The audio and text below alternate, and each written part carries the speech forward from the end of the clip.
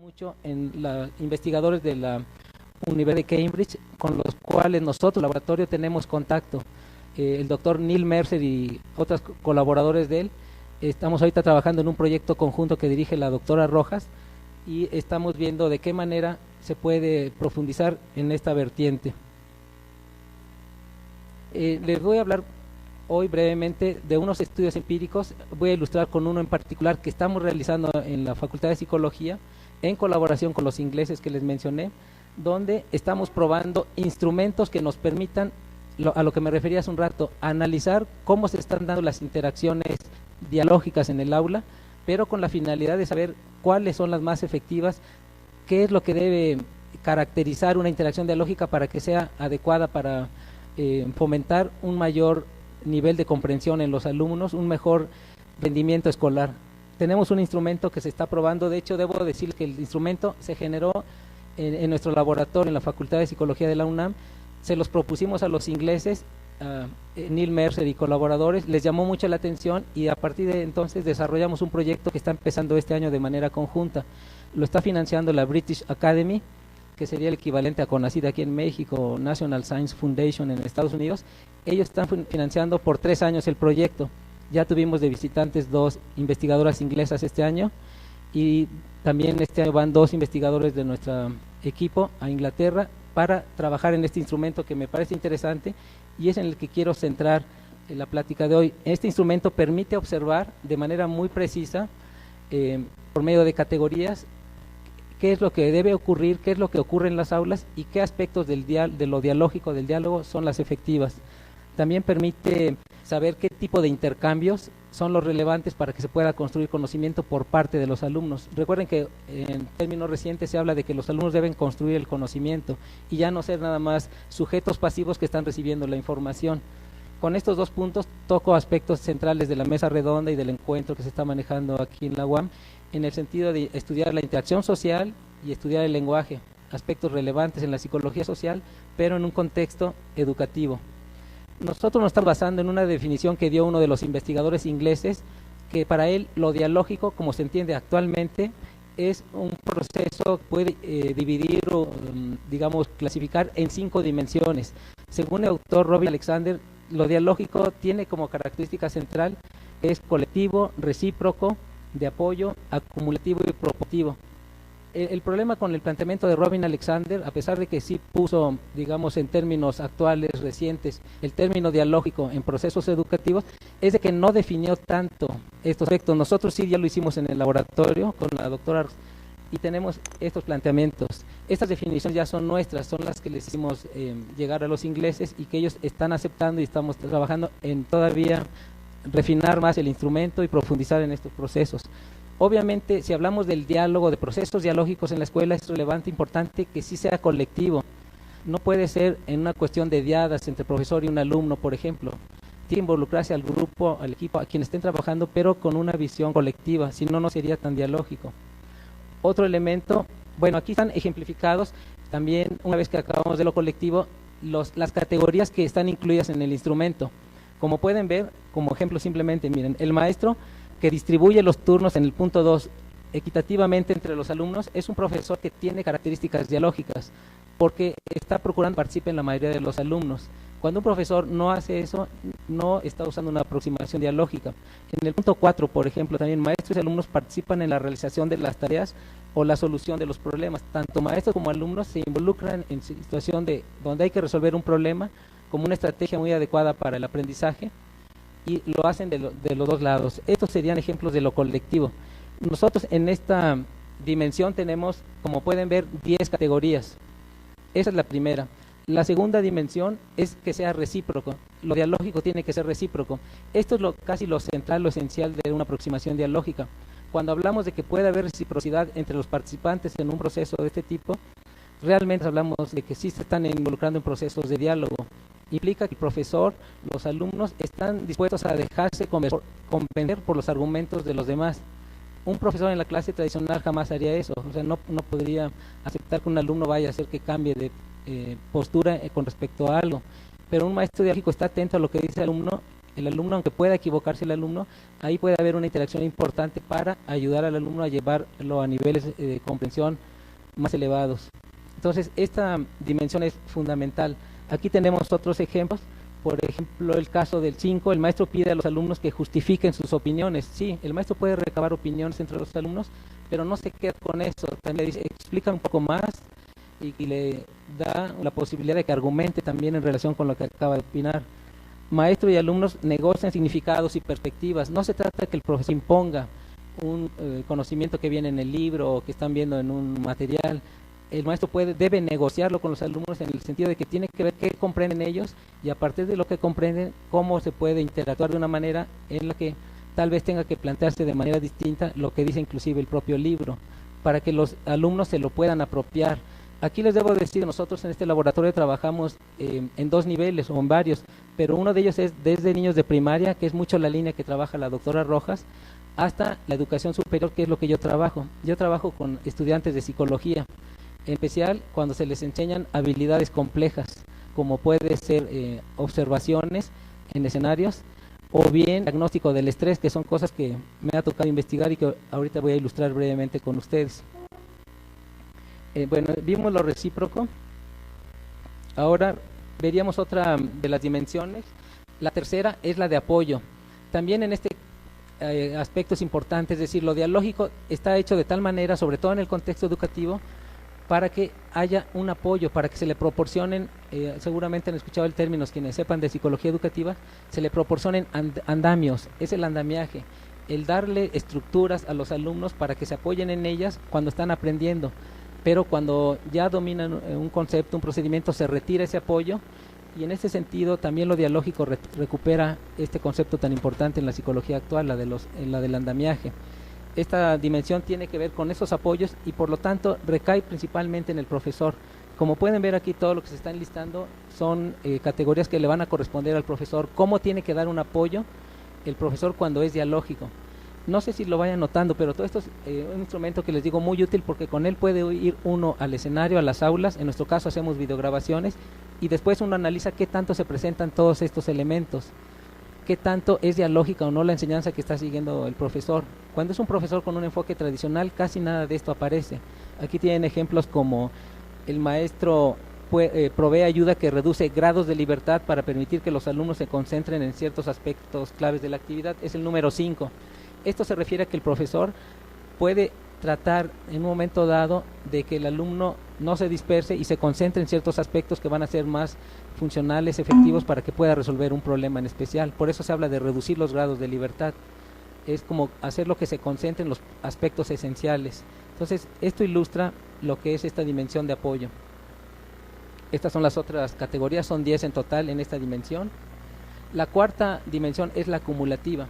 En este caso se está haciendo referencia al aspecto de la construcción del conocimiento a que me refería hace un rato.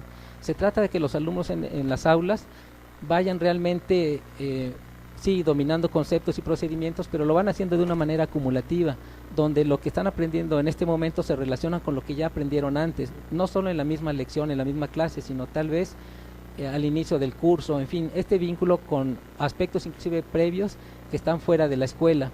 Es un proceso donde hay que construir un conocimiento en el sentido más amplio del término. Lo acumulativo se refiere a esto. Vamos a ver algunos ejemplos de estas categorías. El maestro, por ejemplo, en el número 2, hace preguntas abiertas en lugar de pedir que el alumno esté adivinando cuál es una respuesta correcta, ¿no? Las preguntas abiertas es para que el alumno pueda extenderse y no necesariamente habría una respuesta correcta o una sola respuesta.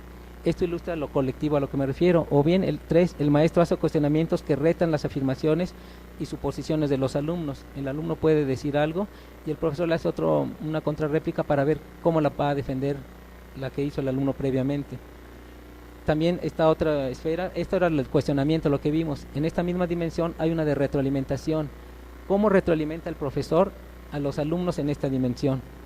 Y por último, dentro de esta misma dimensión están 2 indicadores de el énfasis que está poniendo el profesor en la dimensión temporal del aprendizaje. Por ejemplo, la última, el maestro o los alumnos vinculan el conocimiento previo, el que se ha generado dentro o fuera del aula, con el tema de la actividad que se está viendo en ese momento en el curso. ¿Ven? Esto habla de algo colectivo y también el aspecto temporal es relevante. Cuando un alumno está en clase y puede recuperar en una intervención que hace algo que dice él, es que esto se mencionó al inicio del ciclo escolar, profesor, y lo puede recordar, es que evidentemente está construyendo. Esta dimensión se parecería, para quienes conozcan de estos enfoques, a lo que plantea el aprendizaje significativo, el enfoque de Auswell, donde lo que es relevante es cómo el alumno conecta el conocimiento nuevo con el anterior y cómo el anterior inclusive sirve de ancla para los nuevos aprendizajes. Bueno, tenemos aquí todavía una dimensión más, que es la propositiva. Esta es la quinta dimensión de lo que, según Robin Alexander, constituye una aproximación dialógica en la educación. En este caso, lo propositivo se refiere al hecho de que en un contexto educativo de lo que se trata es de vincularse a un objetivo de estudio, algo que está relacionado con la formación escolar. Es decir, los niños podrían hablar mucho en el salón de clase y uno pensaría que es dialógico porque están platicando de todo, pero a lo mejor no son temas de la escuela. Es importante que esto se oriente a las metas, finalidades que plantea la institución educativa, el contexto educativo. Lo propositivo sí recae mucho en el profesor, como podemos ver, pero también en los alumnos en ocasiones, porque ellos son los que utilizan una intervención en donde están recordándole a sus compañeros que no se les olvide que la tarea consistía en tal o cual cosa. Entonces, espero que haya quedado claro. Sé que estoy exponiendo un poco rápido, pero estoy limitado de tiempo. Pero lo dialógico tendría estas 5 dimensiones: es colectiva, es recíproca, es de apoyo, es acumulativa y es propositiva. Todo esto en conjunto, y en nuestro caso a través de estos indicadores que hemos propuesto y que en este momento estamos puliendo, refinando con los colegas ingleses.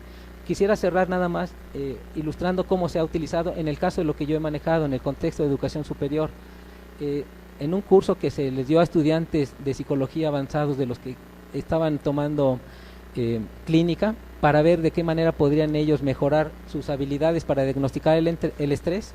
Tenemos aquí ilustrado una tarea que se efectuó en ese taller.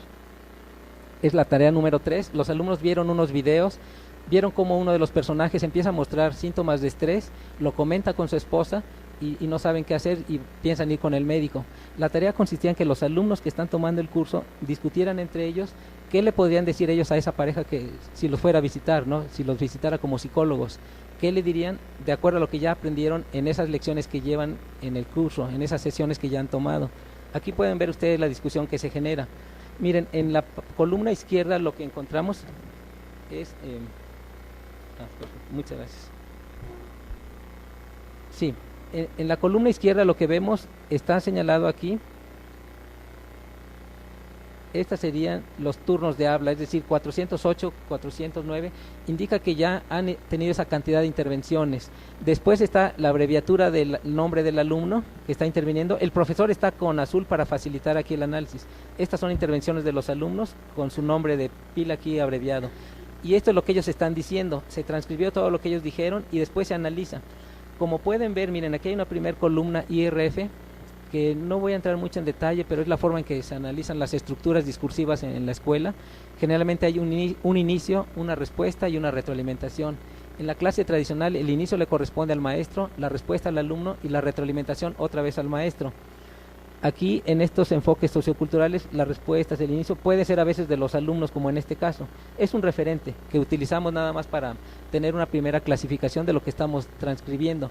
Pero lo que nos interesa aquí es que vean las 5 dimensiones A, B, C, D. Recuerden, esta sería la colectiva, recíproca, de apoyo, acumulativa y propositiva. Entonces podemos ver que cada una de estas intervenciones uno las analiza con el instrumento que les mencioné y del cual vimos algunos ejemplos rápidamente de categorías, y puede uno saber qué es lo que está ocurriendo en cada uno de estos casos. Qué es lo que está ocurriendo, por ejemplo, con la intervención del alumno.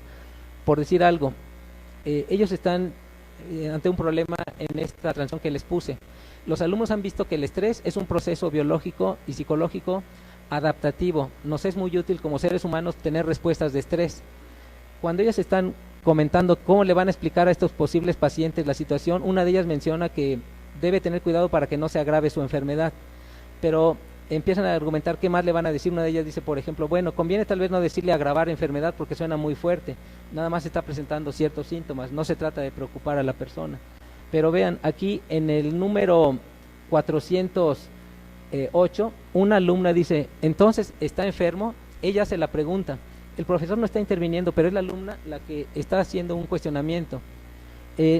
Su compañera no le hace mucho caso porque dice, un problema mayor, sigue con la discusión de este tema con la otra alumna, pero esta alumna, otra vez la D, vuelve a insistir en 411, dice, entonces, ¿el estrés es una enfermedad? La pregunta es esa. Y a partir de aquí se genera una situación interesante. De hecho, el profesor decide intervenir para decirles que, bueno, puede ser un cuadro. ¿Por qué menciono esto? Porque los alumnos hasta ese momento han visto que el estrés es una situación, un proceso adaptativo útil, pero no lo están viendo todavía como enfermedad. Y resulta que está asociado, por lo que las alumnas discuten, con que un estrés muy fuerte, muy prolongado, da lugar a ciertas enfermedades de tipo médico. Y por eso se genera la discusión. Esto que yo estoy mostrándoles como ejemplo, obviamente es muy distinto cuando analizamos interacciones en el aula en las escuelas primarias. Los niños no entran en procesos de discusión tan profundo y son muy parcos en su respuesta, pero categorizar de todos modos nos ayuda mucho en este proceso. Aquí podemos ver del lado derecho, por ejemplo, que en la parte de lo colectivo, miren, A4 está indicando que se involucran en actividades colectivas, lo cual sí se está dando justamente a partir de esta intervención de la 408. Antes de esa no, están haciendo la tarea, lo que se les encomendó, pero esta intervención de la compañera empieza a generar una dinámica diferente. En el caso de la dimensión recíproca, también estamos encontrando que hay una discusión de los significados, una negociación de significados. Están como queriendo poner en orden entonces, a ver, ¿cómo vamos a entender el estrés? Lo acabamos de ver como un proceso biológico, psicológico, normal, de adaptación. Ahora, vamos a ver qué es una enfermedad o no la es, cómo lo vamos a conceptualizar. Esa discusión que se genera en esta parte la podemos ver que abarca esto en azul, pero después con la intervención de la compañera ya se da lugar a la intervención del profesor y se genera otro B6 a partir de aquí que se le puse con otro color. Bueno, la idea es que se den cuenta de qué manera el instrumento permite ir encontrando en cada una de las dimensiones qué categoría puntual está interviniendo. ¿De qué nos sirve esto? Vamos a ver la segunda parte. Aquí termina, miren, se dan cuenta, ya hay mucha parte en azul, quiere decir que el profesor ya intervino mucho, ya intervino demasiado en esta parte, pero es necesario porque él siente que debe aclararles cómo están viendo esto como un nivel de proceso, el de estrés, y todavía no van a entrar a verlo como enfermedad, que eso viene más adelante. Podemos ver que está marcado en qué momento termina esta dimensión, con todas las que están intercaladas como esta, y también podemos que continúa aquí en B, en la dimensión recíproca, y aparece esta que no teníamos anterior, que es en la categoría de apoyo. En apoyo, ahí se está reduciendo los grados de libertad, a eso me refería hace un rato. Si los alumnos en un momento dado se están yendo muy a lo lejos, se están adelantando en el tema para relacionar el estrés con enfermedades, el profesor con sus intervenciones los regresa a que se concentren por lo pronto en un proceso normal.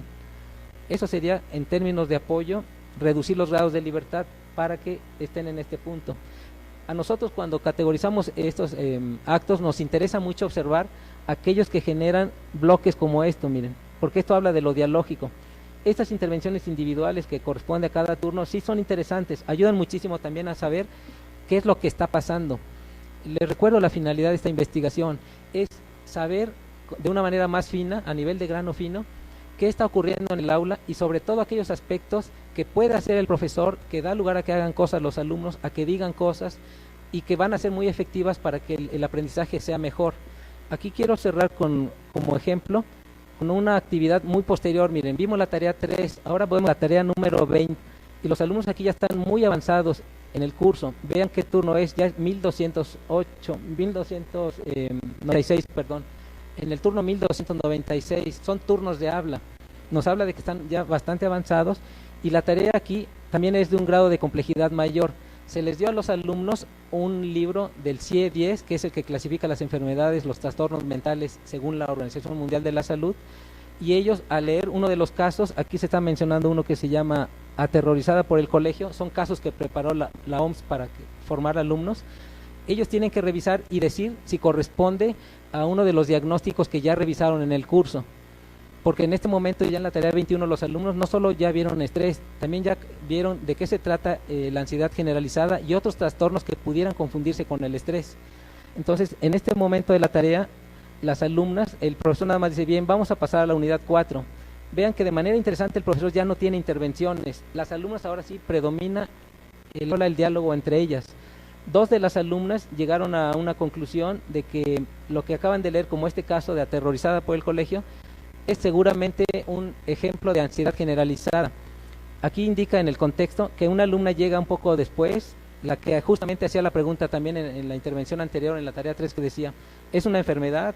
Y se cuestionaba eso. Ella nuevamente cuestiona, porque dice que ella no está tan de acuerdo con lo que concluyeron sus compañeras. Claro, ellas estaban desde antes, ella llegó tarde, pero dice que al leer el caso no siente que sea de ansiedad, y se genera una discusión entre ellas.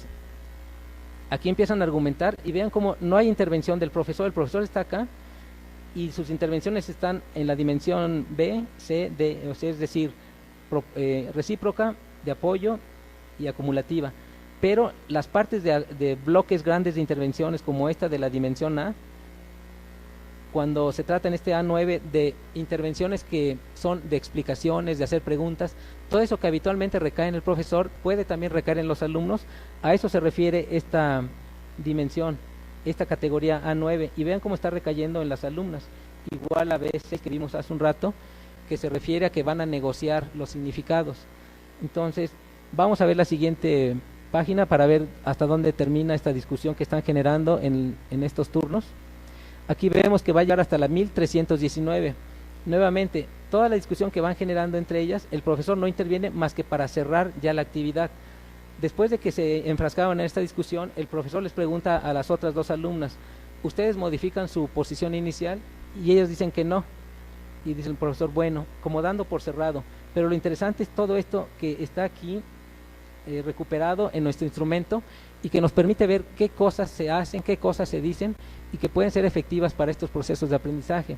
Aquí llama la atención cómo en esta lectura tan avanzada, en esta lección, en esta tarea 20, ya las alumnas tienen otra soltura. La forma en que hablan, desafortunadamente no me puedo detener mucho aquí por el tiempo, pero ustedes pueden ver ahí el tipo de intervención que tienen. En nuestro caso lo analizamos y ya usan una terminología más propia de la psicología clínica. Se están apropiando también de un lenguaje propio de estas habilidades complejas, pero sobre todo la discusión ya la conducen entre ellas por completo. Y aquí podemos ir viendo en estas columnas qué es lo que hacen que da lugar a que mejore estos procesos de aprendizaje. Entonces, cerraría comentándoles justamente que la finalidad de este trabajo es que este instrumento lo estamos revisando con los ingleses, estamos proponiendo un instrumento nuevo, más complejo, pero este por lo pronto ya está disponible. Tiene mucha utilidad en el plano de la investigación, permite con este instrumento acercarse a situaciones que ocurren en el aula, videograbarlas, analizarlas de esta manera y tratar de ahí de derivar aspectos que sirvan para los procesos de enseñanza-aprendizaje. Cuando uno le puede decir a los profesores, por ejemplo, de bachillerato, de primaria, de secundaria o de la propia universidad, qué elementos desde la investigación hemos detectado que son útiles, que funcionan muy bien para promover mayores niveles de aprendizaje en los alumnos, esto es muy positivo porque puede estar sustentado en datos más confiables como los que producen las investigaciones. De eso se trata en este caso. Entonces, el trabajo está ahorita en pleno desarrollo. Ya salió un artículo este año publicado en una revista internacional y está disponible este sistema en su primera versión, en un trabajo que publicamos con la doctora Rojas y varios colaboradores. Entonces, yo lo dejaría hasta aquí para más adelante, si tienen preguntas o comentarios, podamos abordarlos. Muchas gracias.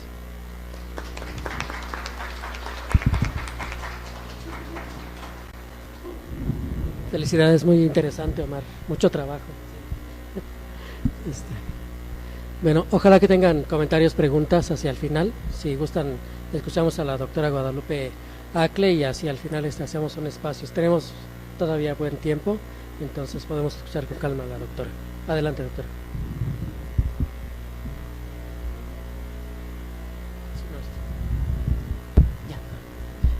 Buenas tardes a todos y pues muchas gracias a Víctor por la invitación y pues la oportunidad de compartirles lo que estamos haciendo en el programa de maestría y doctorado en psicología en el área de educación, sobre todo educación especial, que es en donde yo más he trabajado. Bueno, este proyecto surge porque nos hacemos varias preguntas y una de ellas es que cuántos de nuestros estudiantes están en riesgo educativo porque presentan algún requerimiento de educación especial que el sistema no está viendo, ni los padres, y mucho menos se atiende de forma oportuna. ¿Qué factores son los que están propiciando estos requerimientos especiales? ¿Cuáles son inherentes al alumno, pero también cuáles están en el contexto? Y algo que nos interesa mucho es saber cuál es el peso, a qué le vamos a dar más peso en este fenómeno. Nada más para que se den un poquito idea de cómo están nuestros datos en educación especial. Vean ustedes que, de acuerdo a las categorías que a ellos ahora ponen, la mayor parte de los estudiantes que ellos atienden, ellos les llaman sin discapacidad. Los otros son con discapacidad intelectual, trastornos visuales, auditivos.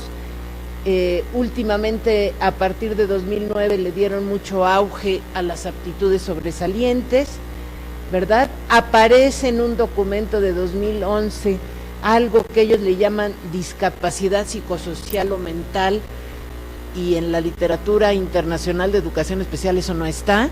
Entonces esto lo define la SEP como los niños que presentan trastorno bipolar o conductas de ansiedad, y bueno, en fin, ahorita vamos a ver exactamente parte de los problemas. Bueno, pero aún así, aunque estamos viendo que los miles de niños están aquí, guarden ustedes en mente ese dato, pero de todas maneras no atiende la SEP al 10% de chicos que tendrían requerimiento de educación especial dentro del sistema educativo. Esto es apenas el 1.4%. De aquí que nos hemos enfocado mucho a trabajar con la resiliencia. Vamos a ir viendo qué es. Bueno, la resiliencia es un término que proviene de la física, quiere decir que yo estiro mucho un resorte y lo suelto y regresa a su estado original. En el ámbito de la psicología, primero fue estudiado por la psicopatología del desarrollo. De ahí que estas definiciones tengan que ver con eso, que es ante una situación de adversidad, yo me adapto, yo busco mi bienestar, accedo, a pesar de esa situación de vulnerabilidad, a una vida productiva. Y algo que es muy claro es que no podemos hablar de resiliencia si no estamos ante una situación de adversidad, que implica que hagamos un afrontamiento efectivo ante esas situaciones que son estresantes. Ya Omar ahí nos hablaba de cómo el estrés es un campo que sí estudiamos los psicólogos, y se busca, como yo les decía, el bienestar. Algo importante es que no siempre somos resilientes, no es para nada una característica estática de la personalidad, y tiene que ver en los contextos en los que nosotros estamos inmersos. De aquí que hay varias consideraciones que a mí se me gustaría precisarles. Ya dijimos que no es un atributo personal, tenemos los ojos de un cierto color y con ese cargamos toda la vida, o cierto potencial intelectual, y ese es el que tenemos que desarrollar, pero la resiliencia no es un atributo personal, por eso no se diagnostica como tal. Aunque han surgido una serie de escalas de resiliencia, la resiliencia en sí, a menos que estemos ante una situación adversa y que en ese momento nos podamos poner a medirla, pero es muy complicado, ¿verdad? No nos vamos a ir a Siria a ver la resiliencia de la gente. Se refiere más bien a patrones, estrategias o habilidades que son las que pueden propiciar que seamos resilientes. De aquí que conocer esos patrones o esas habilidades es lo que nos va a permitir prevenir e intervenir para promover la resiliencia, que es lo que nosotros estamos haciendo. Otro aspecto que es muy importante, y ustedes lo pueden ver en su propia vida, podemos ser resilientes en un momento dado ante un evento estresante y no serlo en otro momento de nuestra vida. Y tiene mucho que ver con la competencia psicosocial y las tareas del desarrollo que están fijadas en una cultura dada. Si yo me voy con población indígena, yo tendría que entender cuáles son las tareas de desarrollo que su cultura les plantea a diferencia de las culturas urbanas. Esto lo van a encontrar mucho en la literatura de resiliencia. ¿Cómo vamos a considerar entonces la resiliencia educacional? Bueno, es que lo que nos interesa a nosotros es entender por qué los estudiantes que provienen de los mismos ambientes y comunidades de adversidad, unos son exitosos y otros no lo son. Ya dijimos que no es un atributo ni una característica de la personalidad, y esta adversidad nosotros la podemos encontrar en cualquier nivel educativo, desde preescolar hasta universidad y en cualquier momento de nuestra vida, no estamos exentos.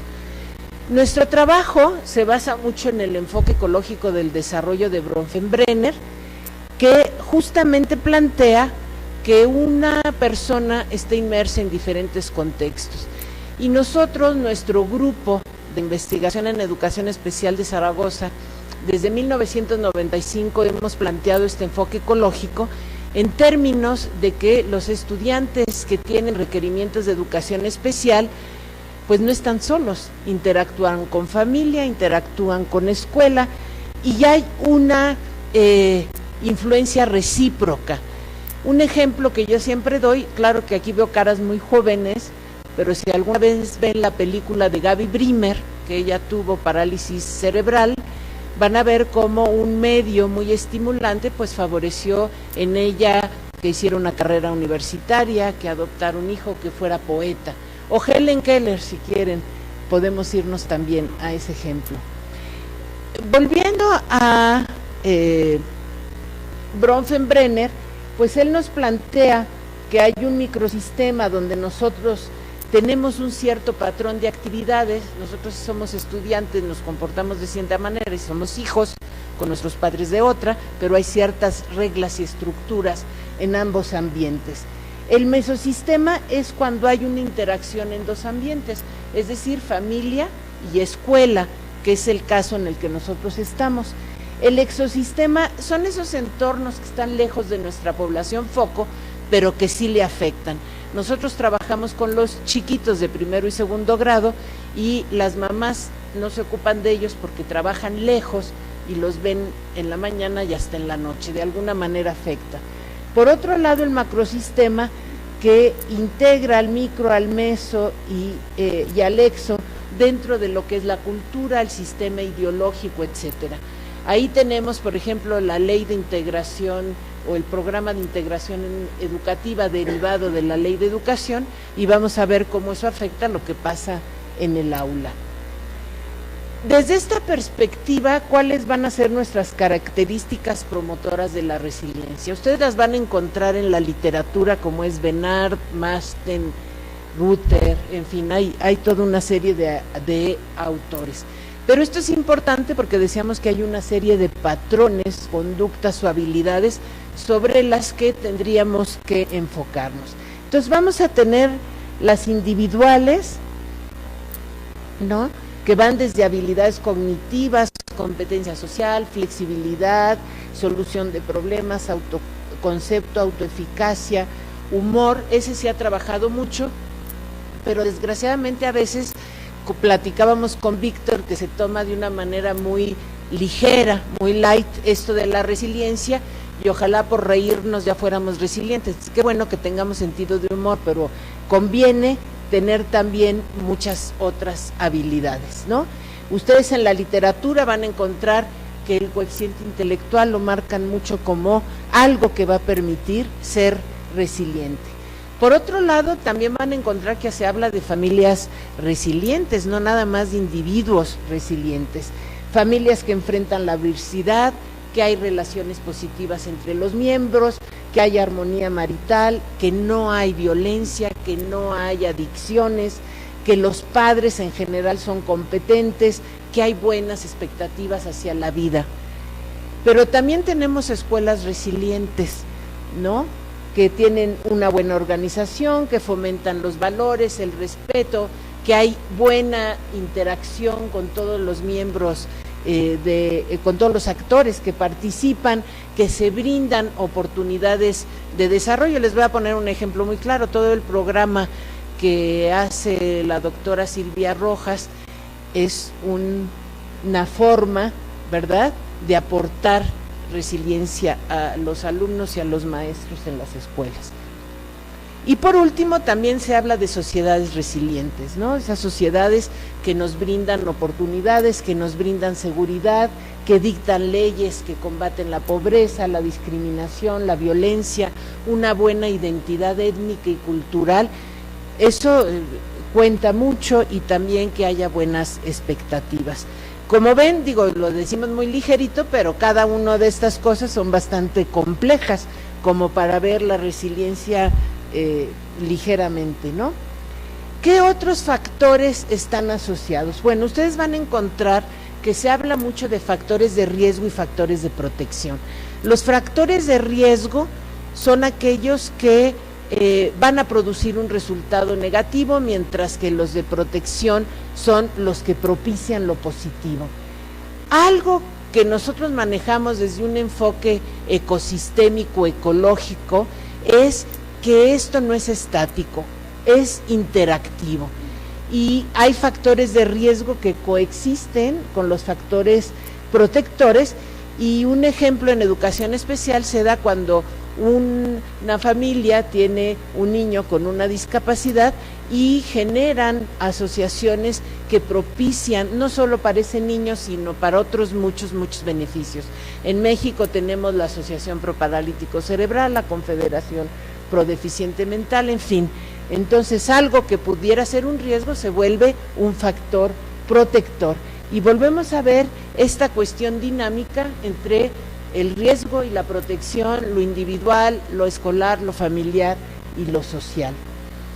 Nuestro proyecto no solo tiene estas bases teóricas, sino también aspectos empíricos de estudios que nos van poniendo en la mesa cuáles son esos factores de riesgo y de protección que hay en educación especial. Para empezar, y eso es muy interesante, el Programa Nacional de Fortalecimiento de Educación Especial a la Integración Educativa dentro de la SEP, que surge en 2002, surge justo para evaluar si estaba funcionando o no la integración educativa. Y como ustedes pueden ver en la lámina, pues ven que no, ven que ese concepto de necesidades educativas especiales era vago, que faltaban recursos humanos, que no había una claridad de qué iba a ser la educación especial dentro de la educación básica, por lo tanto no estaba muy articulado. Pero después una instancia externa vuelve a evaluar este programa entre el 2003 al 2007 y encontramos que esto de acá no ha cambiado mucho. Sigue habiendo vaguedad en el concepto de necesidad educativa especial. Algo que es muy preocupante para nosotros psicólogos es que aunque en documentos de la SEP se diga que se pueden utilizar pruebas psicológicas, en la práctica no se permite su uso, y ya ahora les contaré algunos casos que realmente son dramáticos. Y en ese mismo programa se acepta que se rebasa su competencia y que se requiere apoyo de educación básica. Quiere decir que educación especial está inmersa en las escuelas regulares y no hay buena relación con educación básica. Por otro lado, tenemos una serie de investigaciones de esta última década que nos van hablando, como les digo, de estos factores de riesgo y de protección. Yo nada más les pongo algunos, ¿no? Ya les hablé de que hay una falta de identificación adecuada de los problemas, que hay procesos inadecuados de evaluación. El caso que yo les iba a platicar es de una chica, Aide Pedraza Medina, que pueden encontrar su tesis en línea UNAM, que ella toma como población foco a 3 niños con discapacidad intelectual dentro de una escuela en cuarto y quinto de primaria, y resulta que nunca se les aplica una prueba psicológica.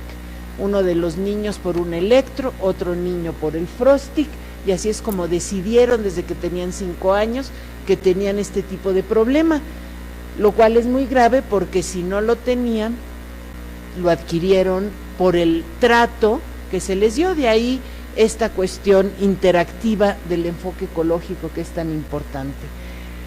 Por otro lado, no encontramos en la literatura mucha información acerca de programas que sean efectivos.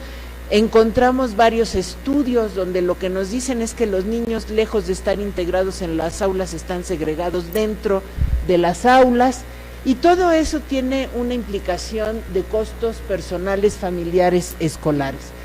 Por otro lado, también tenemos factores de protección, instituciones que atienden la discapacidad infantil, se está buscando la formación profesional, las leyes que orientan a que no haya discriminación, programas como el de la doctora Silvia Rojas, como el nuestro, que ya les voy a platicar, en fin.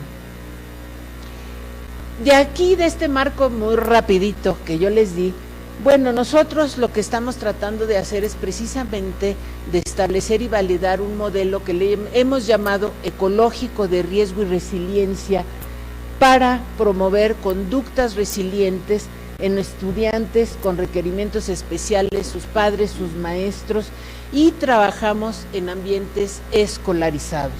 Nuestra idea es disminuir los factores de riesgo, incrementar los protectores, tanto a nivel individual como escolar y familiar. Ambiciosamente pensamos en los sociales, pero no es tan fácil, pero en los otros tres es menos difícil, y sobre todo fomentar que los niños estén adaptados y reduzcamos la deserción y el rezago escolar. Bueno, nuestro contexto es el mismo en donde ustedes están, la delegación Iztapalapa, y nuestras escuelas están ubicadas en San Miguel Teotongo, que Iztapalapa, pues ustedes saben, es una zona muy grande, y tenemos los que están pegados a Churubusco, que nada tienen que ver con los que están pegados a San Miguel Teotongo, que ya con eso vemos la vulnerabilidad en la que ellos están. Son escuelas básicamente públicas. Ahorita estamos trabajando este proyecto en 3. Esta foto pertenece a la escuela donde están mis alumnas, que tiene una ventaja, es de tiempo completo, y tiene un director muy resiliente, pero ya hablaremos de eso, ¿no? Nuestros participantes, aquí es muy interesante decirles que cuando hemos ofrecido el proyecto, los maestros nos han pedido que trabajemos con niños de primero y segundo grado. ¿Por qué? Porque si trabajamos con ellos tempranamente, podemos evitar problemas a largo plazo. ¿Qué procedimientos de evaluación usamos? Bueno, nos basamos mucho en lo que plantea Mary Forms, es decir, necesitamos múltiples informantes, hacer evaluaciones en varios momentos, no en uno, no por aplicar una prueba ya, no por el electro, como estamos diciendo, ya podemos decir que ese niño tiene discapacidad intelectual y lo mandamos a un centro de atención múltiple. Hay que evaluar en diferentes ocasiones, diferentes dominios o áreas, con diferentes instrumentos y valorar los distintos contextos. O sea, nosotros como psicólogos realmente los procesos de evaluación deben ser lo más completos posibles. ¿Por qué? Porque tenemos una gran responsabilidad con esos niños, con sus padres y con los maestros. ¿Qué es lo que nosotros hemos encontrado? No se les olvide la rayita negra de arriba de la gráfica de niños sin discapacidad, que SEP no nos dice cuáles son esos de sin discapacidad. Bueno, hemos encontrado niños que presentan una discapacidad intelectual leve, con coeficientes de 60, 70, pero también hemos encontrado una alta proporción de niños con bajo rendimiento, que les hemos llamado nosotros de bajo rendimiento intelectual, es decir, con coeficientes entre 70 y 85. Niños de primer grado que si nosotros no vemos esto, ¿cómo intervenimos para poderlo modificar? No olviden que los niños están en proceso de desarrollo y viendo lo que planteaba Omar de la teoría sociocultural, nuestra mediación es muy importante para propiciar todo este desarrollo. Niños con problemas de lenguaje que a partir de 6 años ya no deberían de tener, ni en segundo año menos. Niños con problemas de aprendizaje. Déjenme contarles que los problemas de aprendizaje desde 1997 ya ni siquiera son contabilizados por la SEP. ¿Por qué? Porque el maestro va a poder, punto, no hay más, y es una concepción muy ligera de lo que es un problema de aprendizaje. Un problema de aprendizaje, yo les puedo contar que he tenido alumnos de doctorado con problemas de aprendizaje no resueltos y que sufren a la hora que les pide uno que escriba, o sea que sí pueden haber problemas severos. Y por último, niños con aptitudes sobresalientes. Imaginen ustedes en estos contextos de tanta marginación niños sobresalientes que no estemos detectando. Bueno, y problemas de conducta que también hemos encontrado. ¿Qué factores de riesgo hemos encontrado en esta población? Bueno, a nivel individual hemos encontrado baja autoestima, autoconcepto también bajo. Esos problemas de conducta se vuelven un factor de riesgo, igual que los problemas de aprendizaje y lenguaje o el bajo rendimiento intelectual. ¿Por qué? Porque todos ellos están conduciendo un bajo desempeño escolar. Hay inadecuadas relaciones con los compañeros y, bueno, ya dijimos el bajo rendimiento. Como también hacemos una entrevista a los padres, pues hemos encontrado familias que son poco resilientes, muchos hogares monoparentales, familias reconstituidas, padres ausentes, ¿no? Bajos niveles educativos en los padres, bajos recursos económicos, ambientes de violencia intrafamiliar, de alcoholismo, que viven en espacios reducidos y obviamente con muy bajas expectativas hacia la escuela. A nivel escolar, pues cuando hay tantos problemas, hay agresión entre compañeros y también hay baja expectativa al niño, o sea, es muy frecuente que el maestro piense que como el niño tiene ese problema no va a poder, y entonces como el maestro lo piensa, el niño se compra el boleto y menos puede. O sea, toda esta cuestión interactiva que es muy importante. También hemos encontrado que los niños están aislados, reprueban, y que en las escuelas en las que estamos no participan las unidades de servicio de apoyo a la escuela regular de la SEP, entonces no hay programas para ellos. Y a nivel social, bueno, ya les he dicho, es una zona de alto riesgo, con mucha drogadicción. Imagínense ustedes que alquilan a los niños para estar en la azotea, los que venden, los que hacen narcomenudeo, les pagan 2,000 pesos a niños de 8 o 9 años para que les chiflen si viene la patrulla. ¿Ustedes creen que esos niños van a estudiar? No, los empiezan a jalar desde ahí a un dinero fácil, ¿verdad? Entonces, pues son ambientes donde no hay muchas oportunidades. Pero bueno, también hay protectores, como dijimos. Rara vez un padre no quiere al hijo, ¿verdad? Los niños quieren aprender, algunos sí tienen autoconcepto positivo, muchos tienen relaciones positivas con los compañeros. Hay familias extensas que, como puede ser un factor de riesgo, puede ser un protector, ¿verdad? Porque los niños se distraen mucho con todos los primos, ¿no? Pero están protegidos mientras la mamá trabaja lejos, porque hay quien se ocupe de ellos, ¿no? Bueno, el hecho de que los papás acepten que los niños trabajen con nosotros, pues es muy bueno. Igual que la escuela, ya les decía yo, los 3 directores de las escuelas, cuando hemos ofrecido el servicio, dice vénganse porque hay muchos problemas. Y bueno, esto también les brinda oportunidades, o cuando hay programas de apoyo a través de becas. Ya que tenemos nosotros todo este panorama individual, familiar y escolar sobre todo, nos ponemos a hacer programas de intervención. ¿Qué aspectos en general son los que tomamos en cuenta? Pues por un lado, el aspecto personal. Nosotros trabajamos con los niños. Si nos estamos dando cuenta de por qué tienen problemas de aprendizaje, qué procesos psicológicos básicos impiden que aprendan la lectoescritura, cómo hay que fijarles reglas y límites para que no se nos estén portando mal y se comporten mejor con los compañeros, cómo lograr que se adapten escolarmente. Pero también hay que trabajar escolarmente.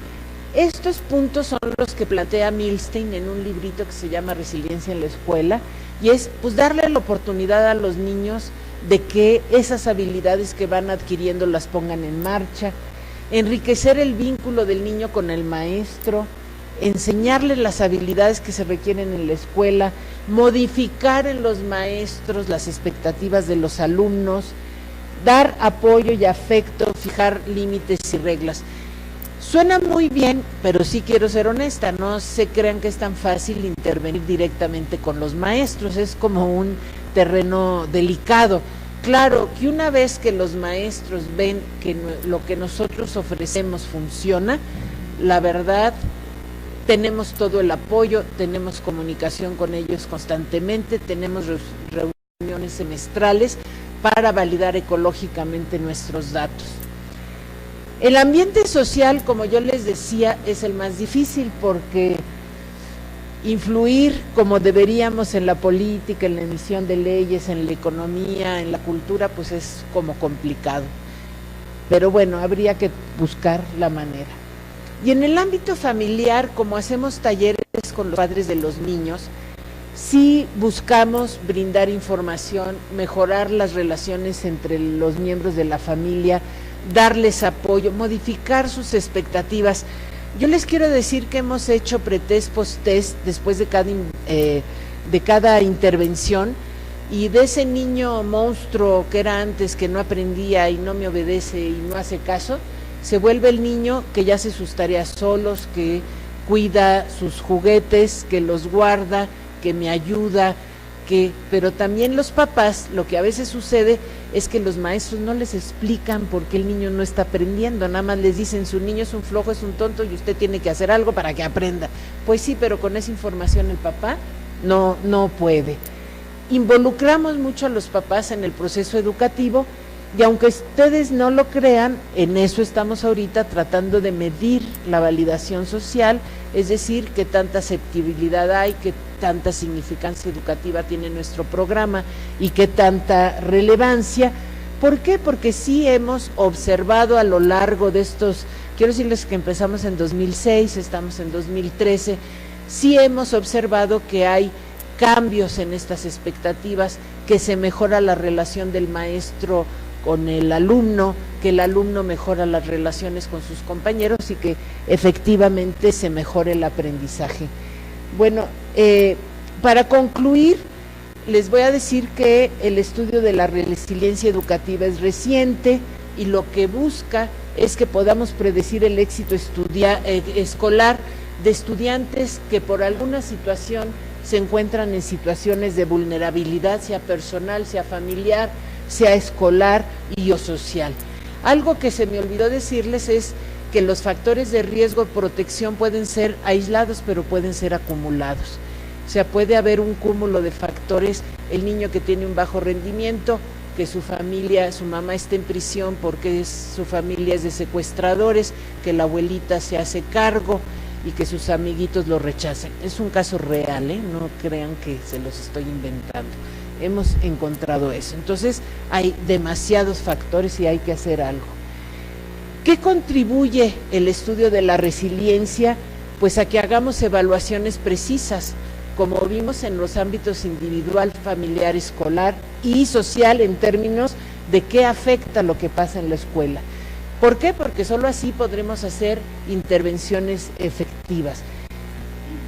Y, por supuesto, seguir investigando sobre el tema para dar las bases a estos cambios que permitan disminuir los factores de riesgo, incrementar los protectores y, por tanto, propiciar realmente la integración educativa y mejorar toda la situación de los niños con educación especial que están en situación de vulnerabilidad. Y sobre todo lo que hemos visto es que desde este enfoque ecosistémico, ver las interrelaciones es muy importante. Si el maestro tiene una baja expectativa, aunque el niño sea sobresaliente, hay maestros que dicen, no, pero ¿por qué si él puede? ¿Para qué va el programa? ¿No? Y no, hay niños que hay que estimularles el potencial puede disminuirse o puede incrementarse.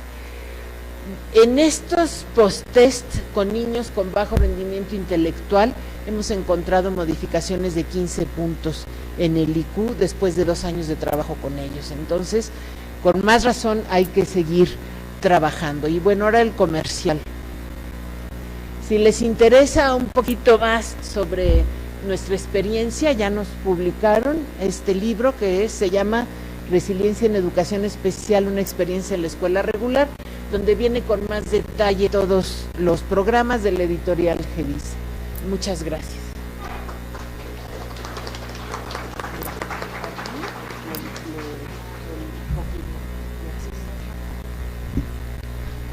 Felicitaciones, Guadalupe, muy bonito trabajo.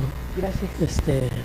Se dice que la psicología tiene como la función trabajar, investigar para promover el bienestar, y acá está un ejemplo muy bonito de esto. Gracias, Guadalupe. Bueno, por razones de tiempo vamos a proceder a la ponencia de Yolanda Castañeda de la Universidad Autónoma.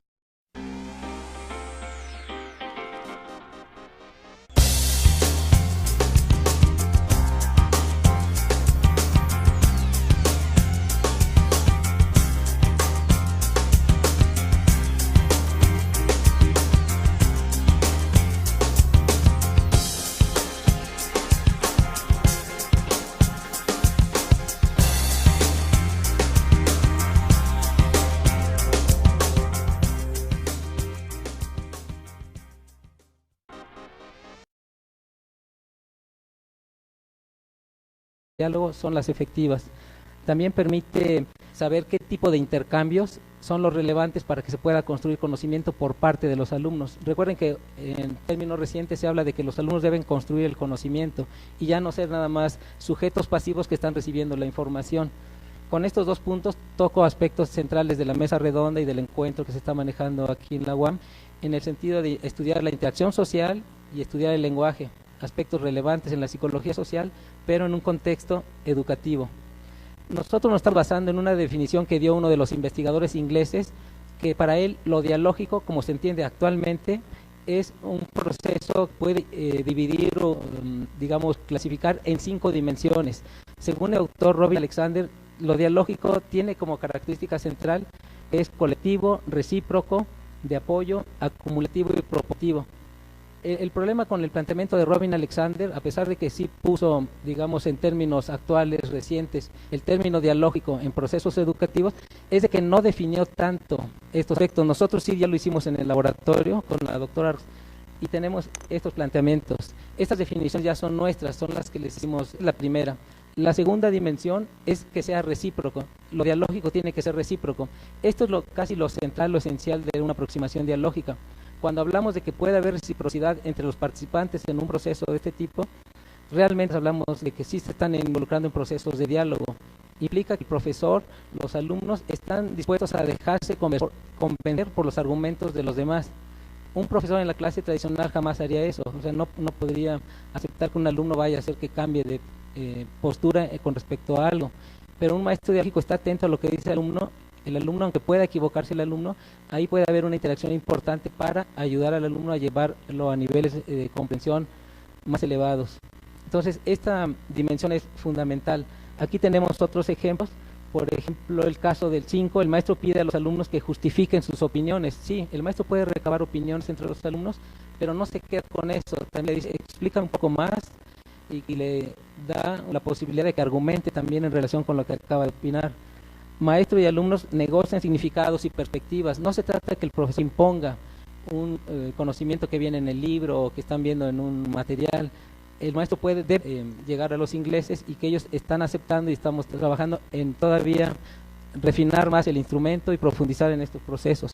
Obviamente, si hablamos del diálogo, de procesos dialógicos en la escuela, es relevante, importante que sí sea colectivo. No puede ser en una cuestión de diadas entre profesor y un alumno, por ejemplo. Tiene que involucrarse al grupo, al equipo, a quienes estén trabajando, pero con una visión colectiva, si no, no sería tan dialógico.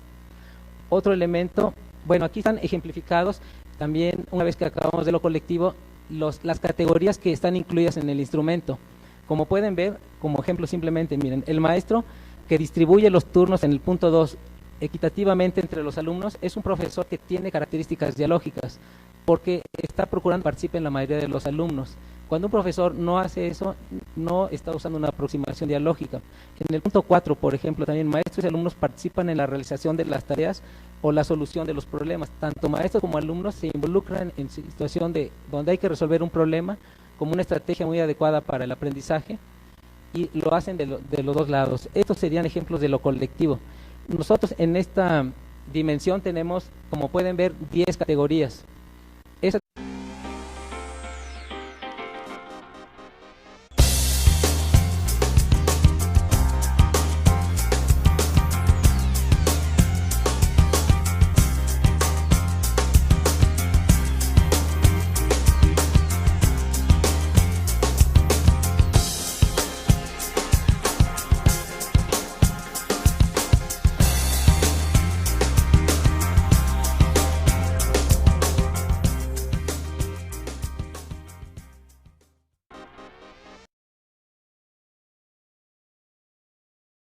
Mucho en los investigadores de la Universidad de Cambridge, con los cuales nosotros, laboratorio, tenemos contacto. El doctor Neil Mercer y otros colaboradores de él, estamos ahorita trabajando en un proyecto conjunto que dirige la doctora Rojas y estamos viendo de qué manera se puede profundizar en esta vertiente. Les voy a hablar hoy brevemente de unos estudios empíricos. Voy a ilustrar con uno en particular que estamos realizando en la Facultad de Psicología en colaboración con los ingleses que les mencioné, donde estamos probando instrumentos que nos permitan, a lo que me refería hace un rato, analizar cómo se están dando las interacciones dialógicas en el aula, pero con la finalidad de saber cuáles son las más efectivas, qué es lo que debe caracterizar una interacción dialógica para que sea adecuada para fomentar un mayor nivel de comprensión en los alumnos, un mejor rendimiento escolar. Tenemos un instrumento que se está probando. De hecho, debo decir que el instrumento se generó en nuestro laboratorio en la Facultad de Psicología de la UNAM. Se los propusimos a los ingleses, Neil Mercer y colaboradores, les llamó mucho la atención y a partir de entonces desarrollamos un proyecto que está empezando este año de manera conjunta.